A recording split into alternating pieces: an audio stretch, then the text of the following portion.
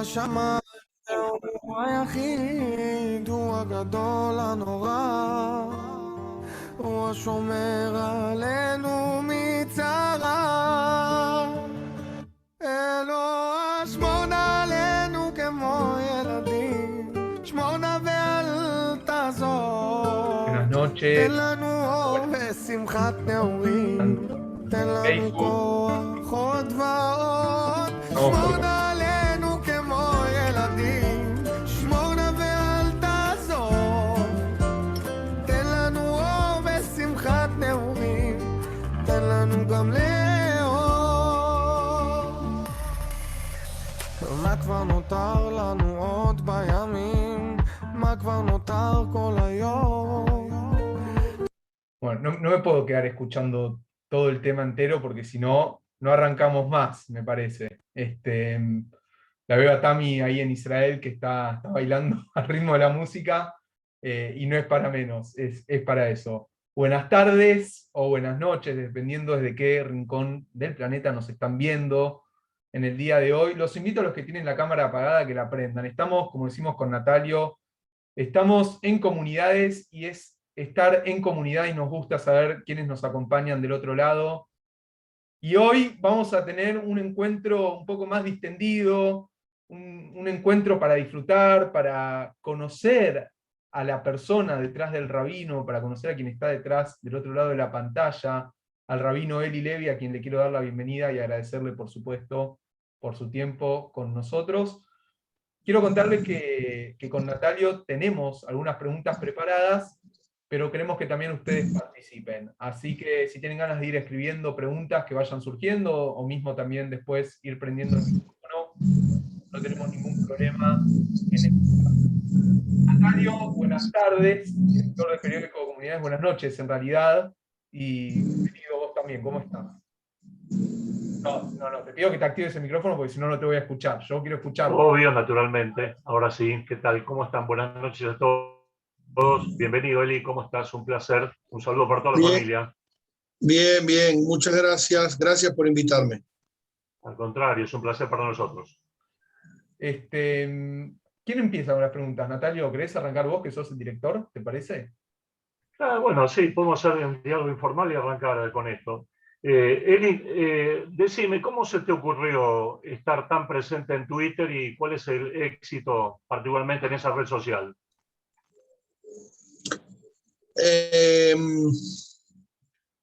Twitter como red social. La realidad es que tengo que hacer un poco de introducción. Yo de 2007 que trabajo mucho en Internet y bueno, siempre conectado con las redes. En el año 2010 tenía un Facebook que le habíamos puesto el rabino de la web y conectaba con mucha gente, aparte de la página de Chabad, que trabajo ahí desde 2007. Y el Twitter era una cuenta, lo que se llama una cuenta, no un fake, pero como una cuenta, digamos, sin nombre, porque yo no figuraba ni como rabino, ni como con mi nombre real, nada. La tenía del año 2010, no la usaba como para divertirme, la realidad. En otras redes, como decía, en Facebook, por ejemplo, tengo una cuenta más oficial. Y la verdad es que siempre fue así. Y no me seguía nadie, o sea, seguían 100 personas, 40, qué sé yo, los que estaban ahí, que tampoco sabían quién era yo. Y en el año 2000, creo que fin 2018, alguien propuso hacer un encuentro de Twitter. Ya para ese momento yo ya tipo comentaba en alguna que otra persona, pero mi cuenta era como una cuenta de que pinche gorro el nombre de la cuenta y nadie. Y ahí nos juntamos con otra gente, bueno, como que pusieron mi cara se relacionó con la cuenta por primera vez y como que se rompió algo. Y bueno, de ahí en adelante fue como que muy gradual, ¿no? El ir conectándome desde ese lugar. Y bueno, y ahora es como que fusiono. A nivel personal, el punto es que de repente yo tenía una conexión o una forma de expresarme en el Facebook, siempre decía eso en el Facebook, que decía Rabino Eli Levi, como que era más rabínico, y en el Twitter era yo, digamos, ponía cualquier cosa o me podía tomar la libertad de escribir con más así como que nunca con la intención de que sea la cuenta oficial de un rabino. Y pienso que un poco el éxito estuvo ahí, o sea, ¿qué quiere decir? Tampoco lo planeé, no fue ni siquiera algo planeado para llegar a la gente, era algo muy personal, y eso o sea, de hecho, no lo digo porque estuvo planeado, sino lo que la gente me escribe o me comenta, es como que se relacionan o se identifican más con este tipo de cuentas en la que yo escribo así con mis frustraciones, con lo que me pasa, como cualquier otro tuitero promedio. No especulo tanto. Hoy en día me tengo que cuidar más porque justamente como me sigue un montón de gente, si digo algo que no va o que no lo tengo que calcular un poco mejor, porque ya alguna que otra vez alguno se puede ofender, pero cuando no me sigue a nadie, no había problema con eso. Convengamos, perdón, Eli, convengamos que esta semana superaste un número místico, ¿no? Dentro del mundo Jabadnik, que es ni más ni menos que 7.770 seguidores, casi 7.780 ya, ¿no? Sí, el 7770 es el número de cualquier Lubavitcher en el cajero automático, porque es el número de la. Es el número de la. El 770 es la casa del Rebe, entonces es el número favorito de un Javani. Sí, yo no lo puedo creer. Si se pierde alguna tarjeta, podemos sacar a entrar. Si se pierde alguna tarjeta de algún red de Javani, entramos con la clave. Exactamente. Lo más probable que sea esa. O algo con 613, pero más probable 770 seguro. Nada, qué sé yo, la gente que sigue, me imagino también por eso, porque se divierte con los tweets más que otra cosa, es como que acompañarse y pienso que por ahí el éxito de la cuenta en Twitter, porque tampoco como que tampoco es que hay una estrategia, decir, bueno, de hecho manejo otras cuentas que son más oficiales, digamos. ¿Se escucha bien? Pero, Sí. pero no tienen el mismo éxito y tampoco le pongo quizá, de hecho ahí invierto tiempo en el sentido que estoy mucho en Twitter porque me gusta, porque me divierte, porque me acompaña, ni más ni menos. Eli, te quiero hacer una pregunta. Humildemente en el mundo hispanoparlante de los rabinos de Chabad, ¿crees que fuiste un pionero en activar en Twitter? No, para nada. O sea, hay varios que estaban mucho antes que yo y que lo usan también como una herramienta. Lo que voy en mi caso, el punto está ahí, que vos lo planteas del otro lugar, como rabino que se puso a activar en Twitter, y no es lo que pasa en esa cuenta, o sea, yo no lo siento así, o sea, de repente ahora el hecho de que me siga gente me genera una responsabilidad, y siempre tenés una responsabilidad, porque aparte que ya un poco está blanqueado, ahora ya está absolutamente blanqueado, entonces me ocupo más, pero no era el objetivo, y no se fue dando así, y de hecho pienso que si hubiese sido planeado no hubiese salido así. Son esas cosas que pasan porque justamente creo que la palabra sería genuino, en el sentido de que no hay nada muy pensado, y no es que yo me pongo a pensar a ver qué pongo esta semana o cómo llego o cómo hago para generar más engagement. No, sale así, sale porque sale. Está claro que community manager no estarías teniendo y sos tu propio community manager. Vos te manejás la red social a gusto y piacere. Te quiero hacer Obvio, de hecho, sí. una pregunta, Eli. ¿A qué países llegaste con tus mensajes? Gente que te escribe desde tal punto en el mundo que te dice, te escucho, te sigo, entro a tus espacios. El otro día hiciste por primera vez un space en Twitter, pero son famosos también tus Sí, Farbes. exacto. ¿Desde dónde se están prendiendo a lo que estás haciendo? Y habla hispana, la verdad, los países de Latinoamérica, habla hispana, hace un montón que yo conozco gente así por las redes en un montón de lugares.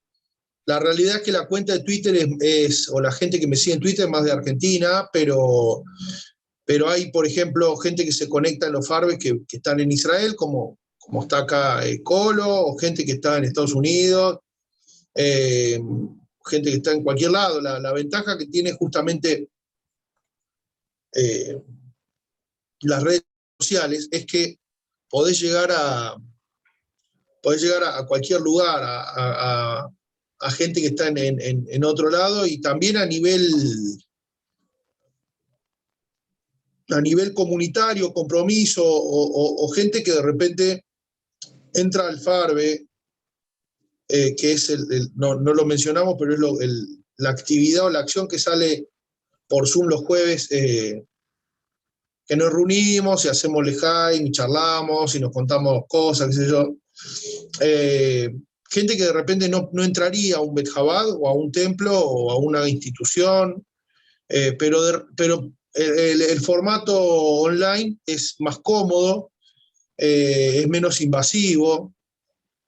Entonces lo que me pasó, lo que siento es que a través de esta cuenta, y justamente el hecho de que no sea una cuenta oficial y que no sea el rabino que predica en internet, justamente, me sigue o me hice amigos de gente que no tendría contacto con otro rabo, gente que no tiene nulo o muy mínimo contacto con lo comunitario.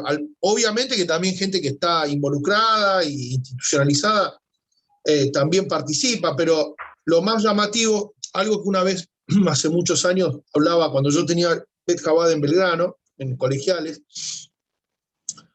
y discutíamos en la mesa de Shabbat, después de la tefilá, que siempre uno discute, debate algo, un tema u otro, qué sé yo, y a veces las opiniones mías con las de algunos que estaban ahí eran muy distintas sobre temas de, qué sé yo, pero alguien una vez me hizo entender algo. Me dice, la gente que está ahí es gente que ya eligió entrar a un templo, hacer tefilá, escuchar, y con todo puede tener una cierta discusión. La mayoría de los judíos, me dice, ni siquiera están en esa mesa de debate. Y lo que permite el Twitter es ampliar el debate a todos los extremos de la comunidad, en el sentido que hay gente que, como digo, no participa o lo que fuera, incluso gente que no es de la comunidad también, que está ahí presente y le interesa, que de hecho son un montón. No te diría mayoría, pero no sé cuál es la experiencia de ustedes en lo que es internet comunitario. La audiencia siempre es mayormente no judía, o sea, gente que está, que quiere aprender, que quiere escuchar, qué sé yo. Entonces... Sí, hay mucha gente no judía que quiere escuchar eso. Eli, yo te hago una pregunta. Por un lado, vos usás Twitter, usás herramientas de Internet como un rabino, una persona descontracturada, pero en el mundo más ortodoxo en general, y no líneas hasídicas, todo lo que es Internet parece estar mal visto. ¿Cómo se compatibiliza esto, Eli? Con lo que vos haces, con lo que otras líneas de pensamiento más ortodoxas, llámalas lituanas si querés, niegan o rechazan completamente? Ya entraríamos a hablar de formas de vivir el judaísmo. No me parece mala la charla, el debate, pero hay que aclarar que son posiciones de cómo Lubavitch o cómo un Lubavitcher ve a ciertas herramientas. Aclaro de que yo trabajo desde el 2007 en Internet, o sea, mi trabajo es la página de Jabad, entonces es mi parnasá, de eso lo que me da también el día a día de estar viendo lo que pasa en las redes y estar en contacto. Perdón, Eli, te interrumpo. te quiero dar las gracias. Como Madrid saqué mucho contenido de la página de Jabad para los Majanot, así que gracias. Te lo doy en nombre de muchos más. Gracias. Y falta todavía crecer muchísimo en español. Pienso que falta un montón de material, de podcast, de audio, de laburo. Hay mucho lo que hacer. Todavía estamos como, a comparación lo que existe en inglés de material, de lo que existe de Torá en la web, no hay comparación. Pero volviendo a la pregunta de Natalio, de la diferencia ideológica del anti-internet o de utilizar las redes, pienso que el punto acá es el consumo de contenido, como era antes la tele, o como era la radio en Israel, o como los libros en el shtetl, lo que fuera, es el consumo de contenido secular. El consumo de contenido secular como parte del hogar. Entonces, por eso, en la ortodoxia, incluso Chabad, está el punto de que ciertos consumos que no están pensados para la familia religiosa no tienen ni que entrar a la casa. Entonces, de ahí la prohibición de muchos, y más todavía en Israel, de no tener internet, no tener contacto con internet en una casa, en la familia, etc.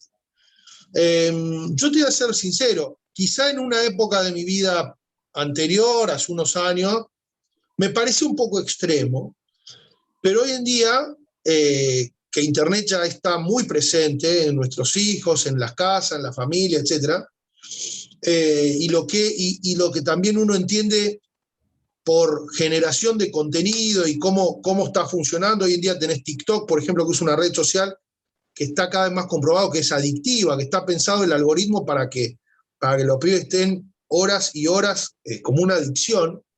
Hoy en día yo me estoy haciendo como más conservador, como que estoy más del lado, a ver, mirá esta idea de cuidarse mucho. En Buenos Aires no hay tanto, pero en Israel, por ejemplo, hay gente que usa esos Nokia 1100 de hace 15 años, que no tienen acceso sí, por eso. A nada. Sí. Entonces yo no lo veo mal. De hecho, no lo veo mal.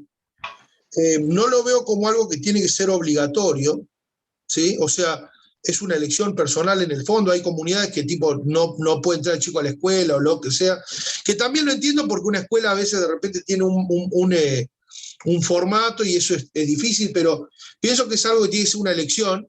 Pero si una persona elige no tener acceso a internet en su celular o vivir sin celular, yo lo admiro, la verdad que lo admiro. En el caso mío trabajo con esto, estoy con esto, me involucro en esto y siento que hoy en día también para nosotros la idea de Shlihut como misión, o decir, bueno, me fue bien con esto, o estoy haciendo algo positivo y siento el feedback también de la gente que me dice, a mí me cambió tu óptica frente a antes no podía haber un religioso, con vos cambié mi forma de pensar, o gente que me dice hace un montón no me ponía tefilín, y cuando yo fui a Buenos Aires me vinieron para que le ponga, cosa que yo nunca había experimentado antes, pero que le genera un impacto a gente que justamente por esto, porque es con un chiste, porque no me lo tomo muy en serio, me parece que ahí está el secreto. Entonces, no me lo tomo en serio en el buen sentido, no que en el sentido de que no es una... fluye. Yo tengo una pregunta para empezar a meternos de a poco en la obra misma de Eli. Eli, vos recién hiciste mención a dos palabras que son compromiso comunitario. Y hay algo que a mí me llamó mucho la atención en redes sociales, que siento que es algo que en las nuevas generaciones demandamos mucho, que es, a veces nos parece ridículo cuando desde el judaísmo ortodoxo no se habla con el judaísmo mazortí, que tampoco se habla con el judaísmo reformista, y que están todos divididos, y nos peleamos mucho, y estamos como muy enfrentados. Y sin embargo, hay una obra que vos llevás como bandera, que es el Tim Chunt, que logra lo que a veces parece imposible dentro del judaísmo en Argentina, que es unir a distintos movimientos, en este caso solamente por una buena acción, por hacerse de acá, por estar para el más necesitado. ¿Podés contar un poco cómo se te dio la idea del Team Chunt y cuáles son los resultados en plena pandemia que estás logrando? Eh, bien, esto también es antiplaneado, como te decía antes, las cosas que planeo no son las que no prosperan y las que son orgánicas son las que a la larga funcionan bien. El Team Chun nació también como un tema familiar, personal nuestro, que yo tenía en un momento, salía con mi hijo a acompañar en las caminatas del frío, que lo hacía alguna vez con Fundación Sí, y de ahí nos quedó esas ganas de hacer algo, de salir, de moverse. En algún momento tuve un negocio de comida, hice un evento y no nos fue bien, entonces volví a mi casa y digo, bueno, vamos a repartir esta comida. Fui con mi hijo y de repente en 20 minutos repartimos un montón de comida en la calle. Y yo dije, wow, mirá cuánta comida que se tira. Obviamente que lo tengo como algo, como un valor, como una preocupación, el tema de que se desecha mucha comida y que hay gente que la necesita. Entonces, bueno, pensar en eso me motivó a salir.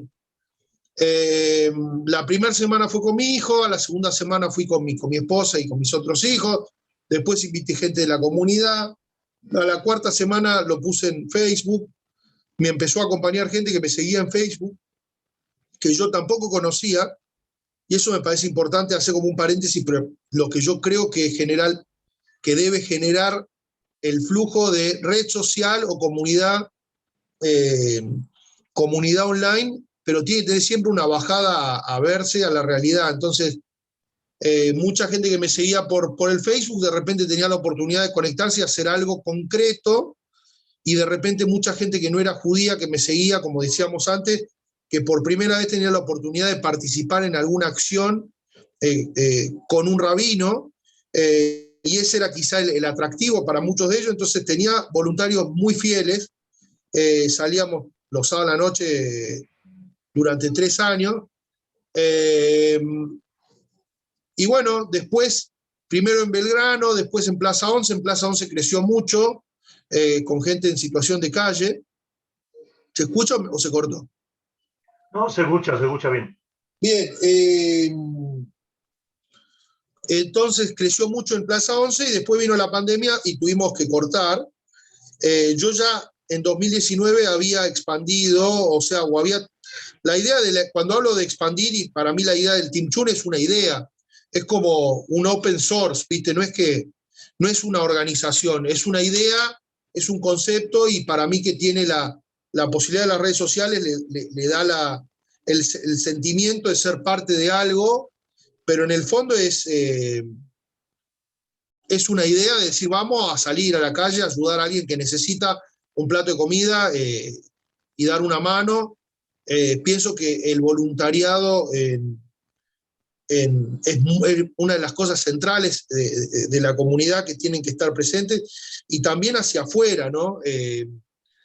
Esa idea de que hay mucho quizá interno, pero sí, bueno, cuando yo salía, por lo menos en el 11 éramos la única, o la primera, una de las, quizá hay, yo no conozco, pero era la única grupo así como ortodoxo por un rabino que salíamos, y la gente se daba cuenta, y yo hacía hincapié siempre de darle difusión en redes sociales. O sea, al principio fue muy chiquito y muy solos, y bueno, después lo que propuse es que la comunidad que quiera hacerlo lo haga. Entonces hay gente también fuera de Argentina, pero en Argentina, que tomaron como el nombre, la idea, la motivación para armar grupos y hacer alguna acción social con gente en situación de calle. Esto a mí me pone muy contento. Pienso que sobre lo que decías antes de unir comunidades, me parece que esta acción o este tipo de acciones tienen que ser indiscutidas. O sea, tenemos que tener una base de acuerdo que ciertas cosas nos unen. Esto es algo que me obsesiona a mí. O sea, las diferencias siempre están, ¿no? Pero podemos buscar entre todos 4 elementos que estamos todos de acuerdo, que nadie te puede decir esto no va. Y eso es algo que me parece que una acción así tiene que ser como que nadie te puede decir, no, esto no se puede hacer. Y es una cosa que a mí me parece que está copado. Tampoco lo quiero hacer como muy... mi influencia en muchos es solamente motivar un poco en la red y después los grupos se arman. El que está en 11 ahora es mi hermano y sale ya hace 4 o 5 meses que le dan de comer a 200 personas todos los jueves y tienen un grupo de voluntarios que está creciendo. Ahora empezaron en Belgrano un grupo de Madrijim de Betel. Tenemos en Ecuador un grupo de voluntarios que estuvo activo 2019, en México un grupo, en Colombia, Nicaragua, pero bueno, la idea es que la red te ayuda a motivar gente a hacer algo. Y por otro lado, a la gente le gusta ser parte de una red. O sea, bueno, yo voy con mi TNUA, con mi Keilah, con mi grupo, pero soy parte de una red que está haciendo lo mismo en todos lados. Y eso genera mucha... Porque aparte que hay un tema que es, si hice algo, quiero que otro lo haga, quiero influenciar. Entonces, el uso de la red, o sacarse un video, hacer un vivo, sacar una foto, una selfie, no es solamente marketing o decir o orgullo, ¿viste? Al contrario, es con eso motivás a otro, y con eso motivás a otro. Y funcionó, o sea, funcionó y ojalá que siga creciendo. Pero no es que mi rol, no es que yo tengo una organización, ¿viste? Que hay gente, es todo muy también orgánico. Natalio, ¿ibas a preguntar algo? Sí, Eli, de alguna forma, ¿vos considerás a la red una herramienta o las redes sociales en general son un valor en sí, tiene un valor moral en sí me refiero, ¿no? O por ahí de otra manera te lo pregunto, ¿vos tocas todos los temas o hay temas que te incomodan? Hay gente que te pregunta sobre la sexualidad del judaísmo, hay temas que esquivás, hay temas que no esquivás. ¿Cómo te manejás con eso? La red es quizá alguna comunidad la puede ver como un complemento a su acción comunitaria, o sea, al templo físico, ¿no? O a la TNUA física, o al club físico, lo que fuera. En mi caso, es la única herramienta que conozco. Yo como te decía, una cosa es lo que la página de Chabad, en la que mi trabajo oficial es contestar preguntas de gente, que todos los temas, lo que se te ocurra, preguntan. Y bueno, hace un montón de tiempo que trabajo ahí y un poco me dedico a eso.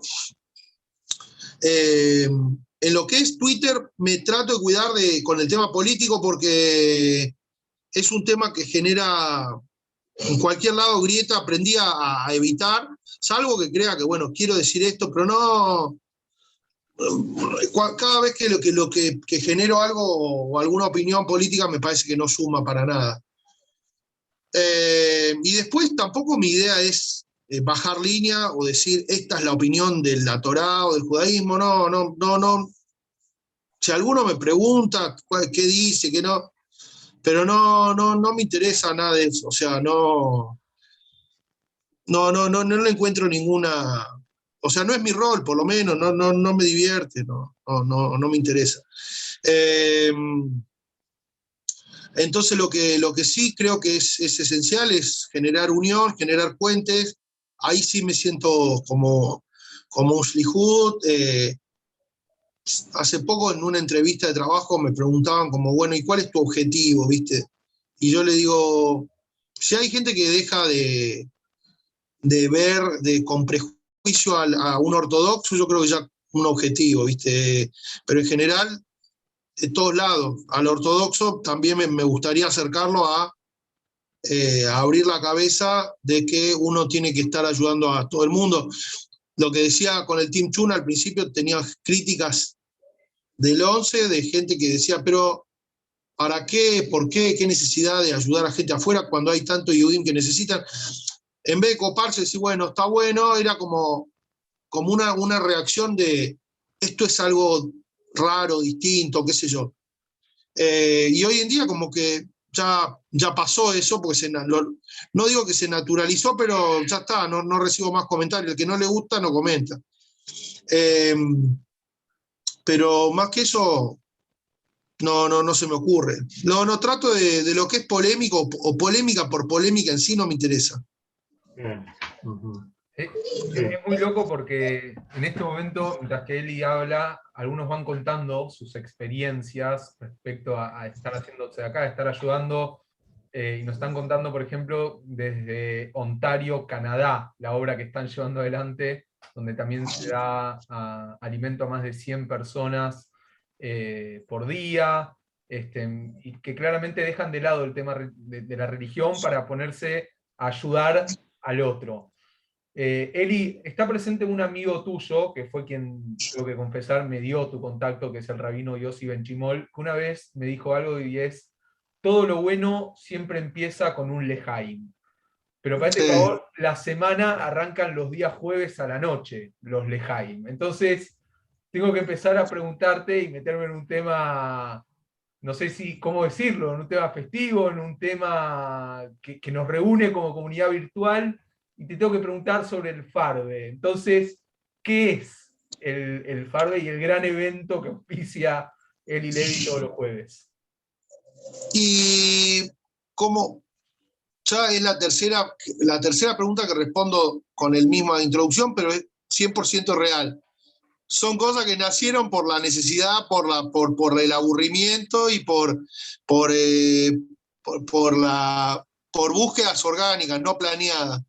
El Farbe, ya en el Twitter, yo en 2019, tipo, siempre, todos los jueves tratábamos de salir con mis amigos, siempre.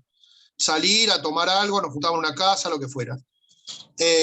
Y cuando empezó alguna que otra vez puse una foto y algunos decían inviten. Cuando empezó la pandemia yo me fui a vivir a Bahía Blanca, antes en realidad, 2 meses antes, febrero de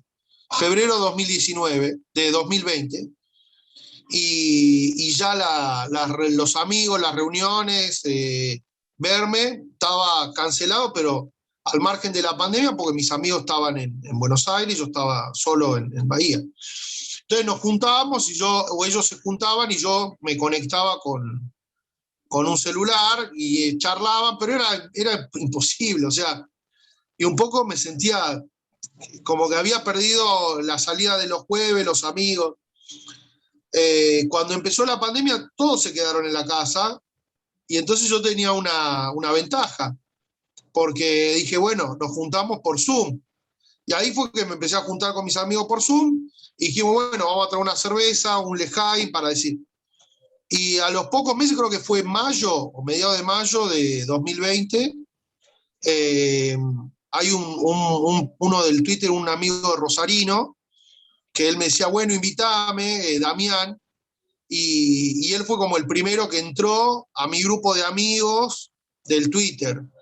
Y eran mis amigos de la yeshiva, de qué sé yo, que yo les mandaba, y Damián, y a la otra semana también se sumó más gente, y a la otra semana más gente, y a la otra semana más gente, y se hizo realmente como una comunidad virtual. Lo gracioso es que al principio, o hasta ahora también pasa, de repente está la gente ahí, entra mi papá y me baja línea por algo que me pasa esa semana, o entra mi mamá, o entra algún amigo y me escracha. Es como que, nada, ese un show.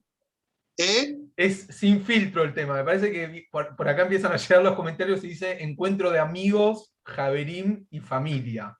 Lo mejor de la pandemia, la previa del Shabbat. Así te tiene la gente, el espacio. Yo no estoy viendo los comentarios, pero es un poco esta idea de sin filtro y sin bajar línea. Yo, durante la pandemia, vi un montón de Zoom de rabinos que tipo cuentan un maíz y la gente... La idea mía y lo que yo gané del Farbe, lo que aprendí, es a escuchar también, porque escuchás gente que le está pasando otra cosa que nada que ver con vos, y quizás lo que más me cuesta es aprender a callarme y escuchar. Como rabino, pero creo que lo aprendí, o sea, o lo estoy trabajando, pero como que cambió mi enfoque de cómo manejaría hoy en día una comunidad también, o sea, y quizá, vuelvo a repetir, quizás solamente se puede dar en un contexto virtual y no en una comunidad física, ¿no? Pero como rabino, el rabino se para en el púlpito y baja un discurso o baja una línea o dicta algo.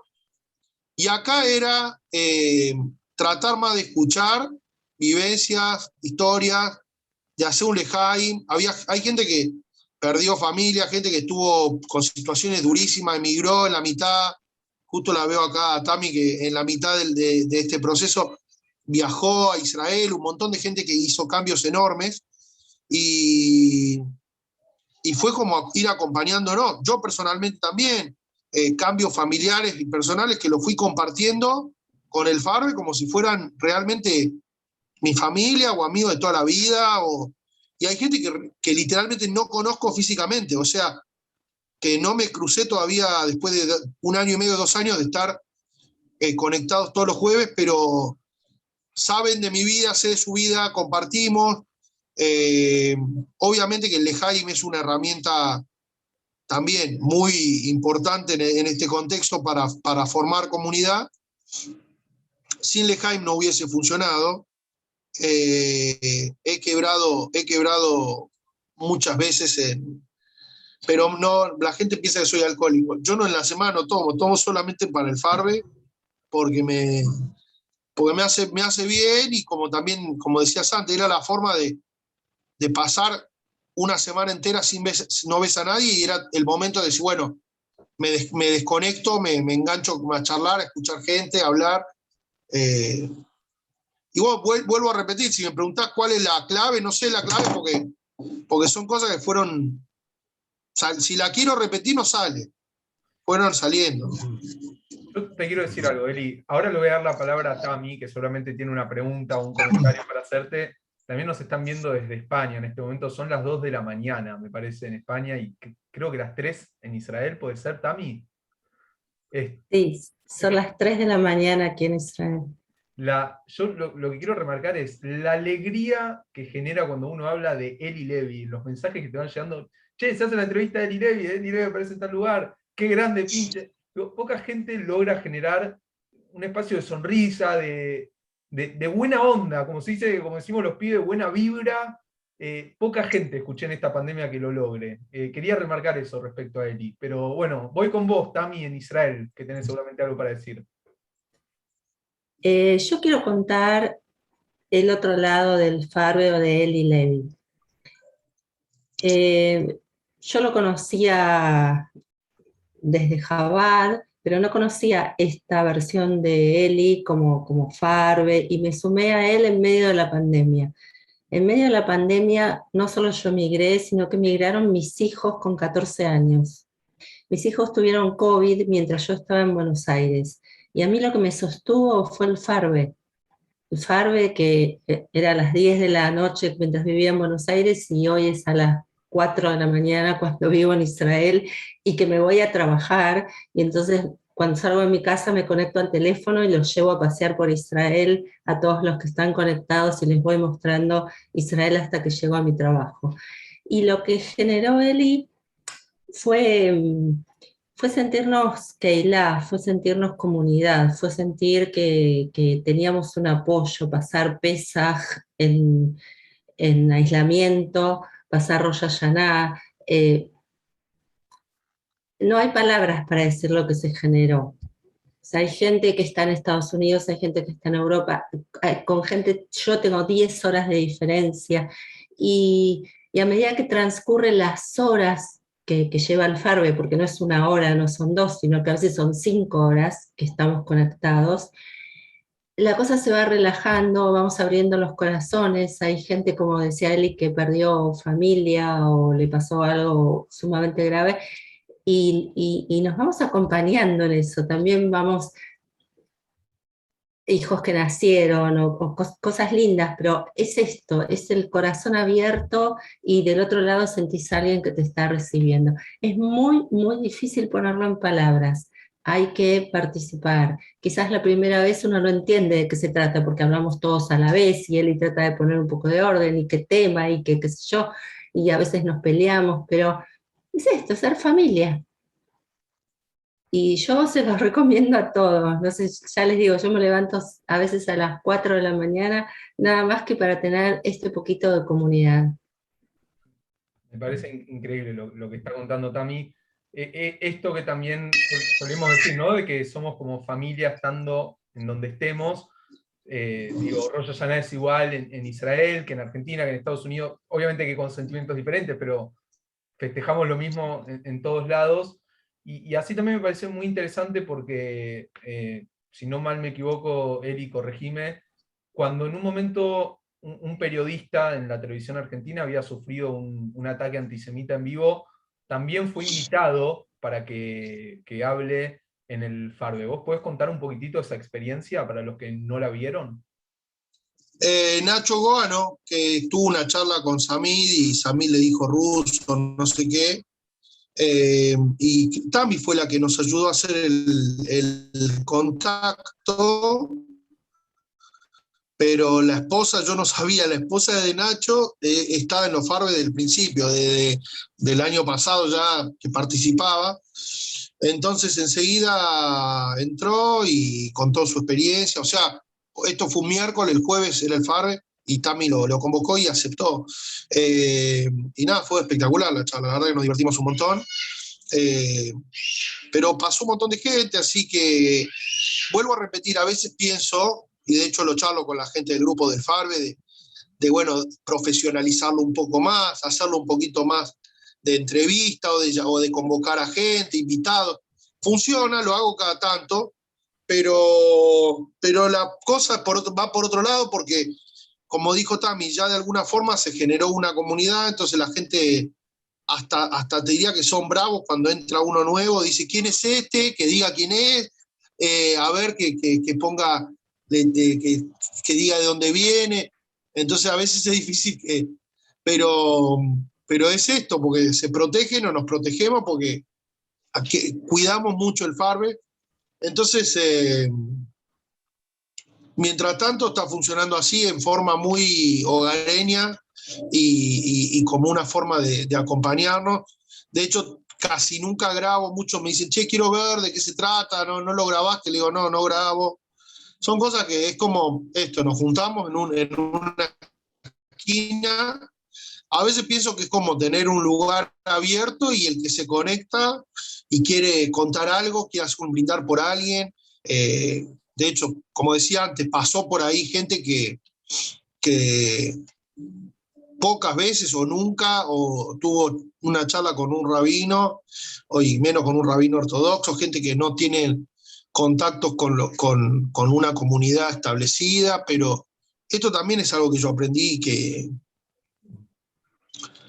no digo que lo aprendí ahora, pero como que ahora en este tiempo de redes, Twitter y Farbe, se me terminó de asentar esta idea de que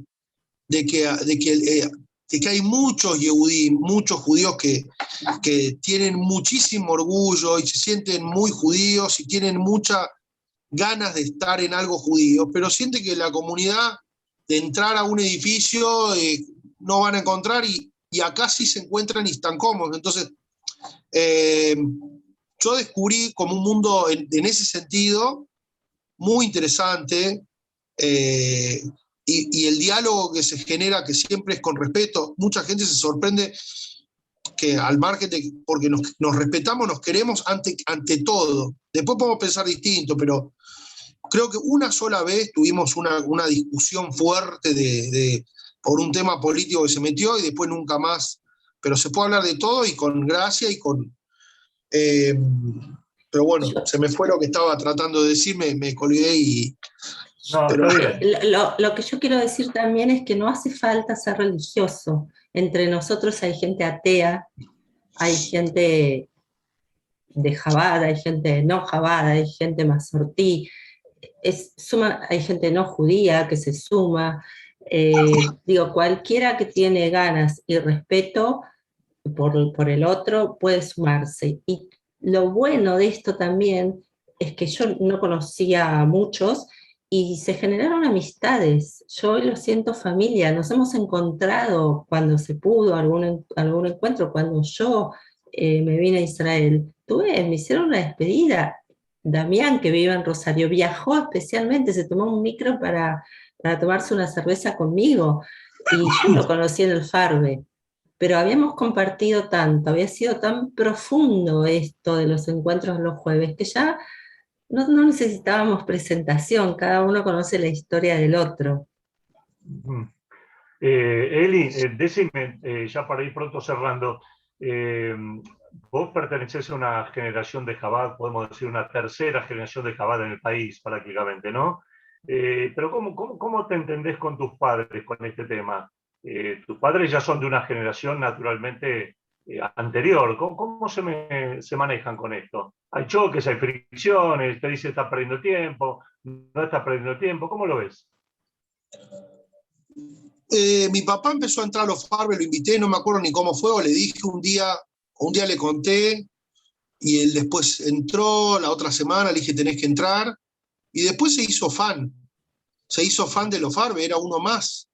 Y de hecho, ahora ya no, pero todo lo que fue el 2020, porque también todos estamos vulnerables, ¿no? Entonces, mi papá admira un montón el tema del Farbe, le cambió la cabeza también. Me dijo justamente esto, que aprendió a escuchar a gente que nunca podés escuchar, porque vos a quién escuchás, un rabino a quién escucha, al que le viene a hablar. Y el que le viene a hablar es el que ya está, y es el que ya está más o menos. Ya está con él. Ya está con él, está con él, es un seguidor. Entonces era escuchar visiones de mundo o visiones de cómo vive el judaísmo, un tipo que nada que ver, que es ateo, que es de otra. Y bueno, eso le gustó, le gusta.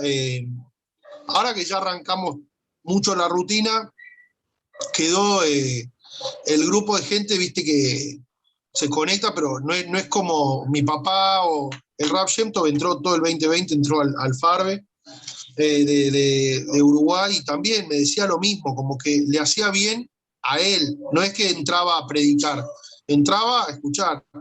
Y eso para mí también es importantísimo, porque el rol del rabino, que a veces es como de cierta distancia, podemos pensar que es necesaria para el trabajo o no. Yo nunca aprendí lo que es poner distancia, y quizá eso me genera algunos problemas, pero el rol es de poder acercarte, escuchar, está buenísimo. Ahora, perder el tiempo, mi papá me dice que pierdo el tiempo, sí, me lo dice, porque bueno, pues pierdo el tiempo. Como todos los papás le dicen a los hijos, tenemos visión de mundo relativamente distinta en muchas cosas. Muchas veces el debate o el highlight del Farbe era cuando yo discutía con mi papá en el Farbe, debatíamos o teníamos visiones distintas de ciertos temas. Pero creo que algo que me deja mi papá, que me deja muy marcado, es esa sensación muy Lubavitcher de sentido de misión. Que a donde sea que vos estás, tenés una. Y si alguien te puso ahí, porque algo tenés para hacer.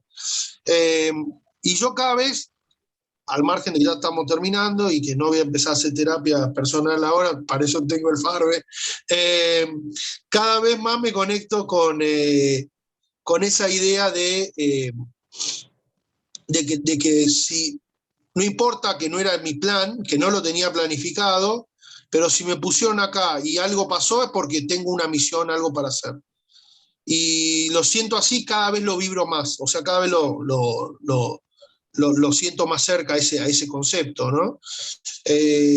Entonces, si vos me decías, en 2019 yo tenía plan de irme a Israel, de hacer Aliá, quería antes de fin de año estar en Israel, y bueno, se dio otra cosa, pero no reniego de nada, porque veo que así las cosas van siendo como tienen y cuando tienen que ser. Eli, para terminar ya por los tiempos y dejarte libre, agradecerte ya. Primero, ¿es posible sostener en el tiempo una comunidad virtual como la que estamos hablando, más allá de Farbrengen? Y segundo, algunas breves palabras sobre Rosh Hashanah, como para despedirnos con un buen ánimo para todos. Mira, hay un defecto muy importante que tiene la comunidad virtual, que es vos en un templo de barrio, vos te tenés que bancar al que viene. ¿Qué quiere decir esto? O sea, podés tener una cierta ideología de, bueno, Lubavitch, lituano, sionista, qué sé yo, pero el que viene, se te sienta al lado, es una persona que estás ahí, tiene otra. Acá uno medio que elige, y si no te gusta lo que están diciendo, o si alguien te cae mal, lo bloqueás, y eso nos invalida a veces o nos limita en aprender a tolerar, al margen de todo lo bueno que dije antes del Farbe, tiene la característica esta de que uno, desde lo virtual, hay una cierta distancia. Para mí, para que funcione y para que valga la pena, tiene que pasar un poco lo que dijo Tami, que de lo virtual uno después se encuentre, que uno cuando alguien estuvo mal se ayude, se llame. Pienso que en ese sentido cambió el paradigma y cada vez van a haber más comunidades virtuales y cada vez la gente va a elegir más este método, no digo el Farbe, pero así de juntarse con gente con la que tiene cierta afinidad. Lo que a mí me preocupa es que esta idea de lo virtual te radicaliza, lo estamos viendo, lo vemos en todo el mundo, porque como que la gente solamente escucha su eco o alguien que piensa igual que él, etc. Este es el problema de lo virtual o la comunidad virtual, el grupo cerrado. Vos en un edificio de vecinos tenés que aprender a convivir, no te queda otra. Las comunidades reales tenés que aprender a convivir. En una comunidad virtual, no te gusta, te fuiste, o no te gusta, buscas otra, qué sé yo. Pienso que sí, definitivamente vienen para quedarse, pero para mí no tiene ningún sentido si no tiene una bajada a lo real. O sea, si no tiene alguna bajada de decir acción de ayuda o de verse o de si vamos a hacer algo concreto. Si no, no se sostiene y se convierte como en algo de autosatisfacción, de escucharse, viste, a uno mismo y no tiene ningún sentido. Después, sobre Rosh Hashanah, estaría bueno contar un maíz, pero no sé si me da el tiempo. Bueno, pienso que en Rosh Hashanah tenemos, voy a decir una sola cosa, el sonido del shofar como el emblema, ¿no? Como el emblema de Rosh Hashanah, y el sonido del shofar es un sonido puro de un llanto, de una situación de desesperación, de un grito de pedido de auxilio, ¿no? Esa es la simbología. Y no tiene palabras tampoco, no es como una plegaria que tiene palabras que uno lo puede poner en palabras. Hay una historia de un príncipe que el rey lo expulsa de su casa, se olvida del idioma, se olvida de todo, y después de muchos años vuelve al palacio y como no lo aceptan, no lo dejan entrar porque no lo reconocen, se pone a llorar y el padre reconoce el llanto de su hijo. Esta idea de shofar un poco es como nuestra esencia, decir, bueno, las palabras pueden ser distintas de nosotros, podemos hablar distinto idioma o distinto lenguaje o distinta conexión, pero la esencia, el llanto judío o la conexión o esa sensación de lo que a veces despierta el shofar, de algo casi primitivo. Al margen, el año pasado hablábamos de lo del shofar, mucha gente que yo me sorprendí cuando no se podía ir a los templos Rosh Hashanah pasado, y después salió lo de las plazas, pero en Twitter fue el primer lugar donde empezamos a manejar, digamos, lo de escuchar el shofar en la plaza, de salir a las plazas. Después se hizo algo como con Jabad institucional, pero antes que esté en ningún plan, ya en Twitter se hablaba de eso, porque justamente la idea es, necesito estar en una comunidad, necesito escuchar. Así que, bueno, que todos tengamos mucha brajá este año, bendición, que podamos ver al otro con ojos de hermano, que es lo más importante para mí, ver al prójimo con ojos de hermano. Sabemos que Hashem dice, cuando estamos unidos en Rosh Hashanah, la brajá baja con abundancia. Y la clave de la verajá, de la bendición, es estar unidos. Para mí que falta un poco de eso, o no sé si falta o se puede mejorar, y me parece que tiene que ser nuestro shlihut, nuestra búsqueda siempre, no buscar la diferencia y buscar qué nos une. Esto es lo que deseo para Rosh Hashanah. Muchas gracias, Eli, muchos saludos a la familia, gracias por todo. Qué mejor manera, La despedida. Qué mejor manera de terminar que esta, ¿no? Con un mensaje tan lindo de Eli. Es muy loco porque nos conectamos con gente desde Paraguay, desde España, Tami ahí desde Israel, a quien le agradezco también por su participación, Eli desde Tucumán, nosotros en Buenos Aires. Canadá, ¿no? Es lindo cuando podemos lograr estas cosas. Vamos a darle un tiempito a Eli para que pueda cenar, para que pueda descansar un poco, porque en 45 minutos ya se le viene el Farbe y va a tener que calentar ahí motores.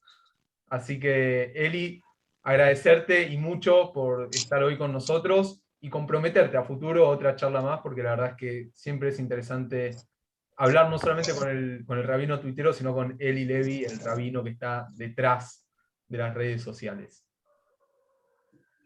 Gracias, Eli. Shana Bueno, Tova. gracias por la invitación. Shana Tova, muchas gracias. Un placer. Sí, todos bien.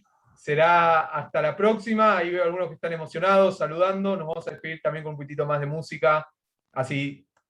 שמש תקווה והמון מבטים, לילה ויום של חלום. Hasta luego, buenas noches y gracias por Shana Tova para acompañarnos. todos. Buen año. היחיד